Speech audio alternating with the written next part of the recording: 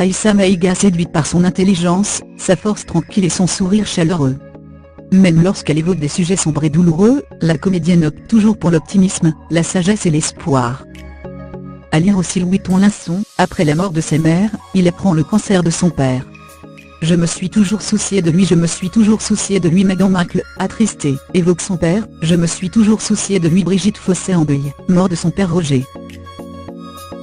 Interviewée samedi 9 juin 2018, par Catherine Sellac sur le plateau de l'émission Thé ou Café sur France 2, l'actrice de 43 ans s'est d'abord confiée sur l'assassinat de son père, Mohamed Maïga.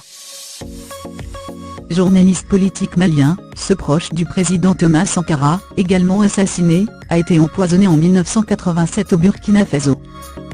Pour Aïssa Maïga, le meurtre de son père demeure en partie un mystère qu'elle tient absolument à résoudre. J'ai quelques pistes, mais elles sont ténues. Je cherche car je prépare un documentaire sur mon père. Mon père était donc journaliste, il était basé en France, il était malien mais il a énormément travaillé au Burkina Faso, un pays qui a connu une révolution à laquelle il a pris part, une révolution sociale auprès de Thomas Sankara.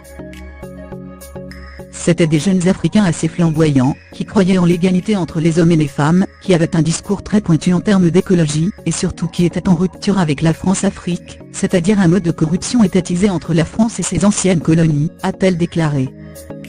Lors de son entretien, Aïssa Maïga a évoqué une autre épreuve douloureuse, le décès brutal de son frère. Il est mort vraiment trop jeune, il était adolescent. Il est mort d'une leucémie, il est parti extrêmement vite. Ce sont des choses qui marquent à vie les êtres, la famille. Et en même temps, on apprend à l'accepter d'une certaine façon, même si c'est inacceptable, et que c'est absolument révoltant, et qu'il y a cette présence-absence. On se demande ce qu'il serait devenu, et puis on essaie surtout de maintenir le souvenir, et de faire vivre ses mémoires, a-t-elle conclu.